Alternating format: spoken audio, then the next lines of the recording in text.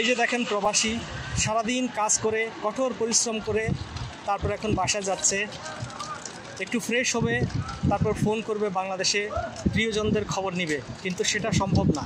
আজকে 4 দিন ধরে কেউ ফোনে কথা বলতে পারতেছে না, সবার মনেই দুঃখ। এখান থেকে কষ্ট করে রেমিটেন্স পাঠায়, আর চাটার দল ভারতীয় দালালেরা সব চেটেপুটে খেয়ে ফেলে, আমাদের দেশটা শেষ করে ফেলে। অথচ আমরা সেই কথাটাও মুখ ফুটে বলতে পারি না ভয়ে। আমরা কিসের স্বাধীন? আসসালামু আলাইকুম। আজকে 4 দিন ধরে বাংলাদেশের network of, internet of, IMO, WhatsApp, Facebook, Twitter, Telegram, আমরা কোনো চ্যানেলেই যোগাযোগ করতে পারতেছি না।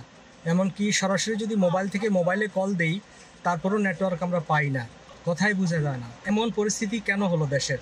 কে করলো এমন পরিস্থিতি? সারাদিন কাজের শেষে যখন আমরা ঘরে ফিরি তখন আমরা যদি একটু দেশে কল করি, মায়ের সাথে কথা বলি বা পরিবারের সাথে কথা বলি, তাহলে আমাদের মনটা অনেক ভালো হয়ে যায়, সারাদিনের ক্লান্তিটা আমাদের চলে যায়। কিন্তু আজকে 4 দিন হলো মায়ের সাথেও কথা বলতে পারতেছি না, পরিবারের সাথেও কথা বলতে পারতেছি না। কেন? আমরা কি অপরাধ করলাম? চলছে কোটা সংস্কার আন্দোলন। অবশ্যই এটা একটা যৌক্তিক আন্দোলন। একজন সচেতন নাগরিক হিসাবে আমি অবশ্যই এই আন্দোলনকে সাপোর্ট করি, এবং আমরা প্রবাসী যারা আছি সবাই এই আন্দোলনকে সাপোর্ট করে। চলছিল ছাত্রছাত্রীদের কোটা বিরোধী আন্দোলন, অত্যন্ত শান্তিপূর্ণভাবেই চলছিল।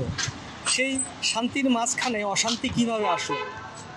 কারণ ভাতের হোটেলে কিছু কাজ করা মানুষ সেই নিরীহ ছাত্রছাত্রীদের বুকে গুলি করে হত্যা করলো, তারপরে সব কিছু অশান্ত হয়ে গেল। তার জন্য কে দায়ী? এই ভাতের হোটেলের কিছু সংখ্যক বিপদগামী সদস্য এর জন্য দায়ী। আমরা স্বাধীন বাংলাদেশে বাস করি, কিন্তু স্বাধীনভাবে কথাও বলতে পারি না। প্রবাসে থেকেও আমরা স্বাধীনভাবে কথা বলতে পারি না, কেননা আমাদের আত্মীয় স্বজন থাকে বাংলাদেশে। আমরা কতটা স্বাধীন? আমরা এতটাই স্বাধীন যে আমরা প্রকাশ্যে কোনো একটা অন্যায়ের প্রতিবাদ করতে পারি না, আমাদের দেশের পক্ষে আমরা কথা বলতে পারি না ভারতীয় দালালদের জন্য। আমরা যারা 1 কোটির উপর প্রবাসী আছি, আমাদের রেমিটেন্সের টাকায় চলে বাংলাদেশ, আমাদের কথারই কোনো মূল্য নাই। আজকে 4 দিন হলো বাবা মায়ের সাথে, ভাই বোনের সাথে, পরিবারের সাথে আমরা কোনো যোগাযোগ করতে পারতেছি না। দেশের এই পরিস্থিতির জন্য কে দায়ী? ভারতের দালাল দায়ী। অথচ আমরা সেই কথাটা স্পষ্টভাবে বলতে ভয় পাই। আমরা কি স্বাধীন? আমরা কিভাবে স্বাধীন? বাংলাদেশে জারি করা হয়েছে কারফিউ। কেন? কিছুদিন আগেও তো সব কিছু ঠান্ডা ছিল, এখন এত গরম কেন হলো? কারণ কিছু ভাতের হোটেলের লোক অতিরঞ্জিত হয়ে নিরীহ ছাত্রছাত্রীদের বুকে গুলি করে তাদেরকে হত্যা করলো। মনে পড়ে এক নূর হোসেনকে বুকে গুলি করায় এরশাদ সরকারের পতন হলো।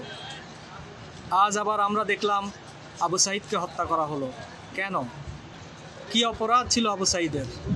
যারা জুলুম করছেন আমাদের বাংলাদেশিদের উপর, তাদেরকে বলবো যে মৃত্যুর ভয় করেন, কারণ মৃত্যু হলেই আল্লাহ তাআলা সব কিছুর হিসাব নেবেন। মনে রাখবেন, আল্লাহু লা ইউহিব্বুজ জালিমিন, আল্লাহ জালিম সম্প্রদায়কে ভালোবাসেন না। সন্ত্রাসী ছাত্রলীগ বলেন আর ভাতের হোটেলের লোকজনই বলেন, আপনারা কেউ আল্লাহর বিচার থেকে মাপ পাবেন না।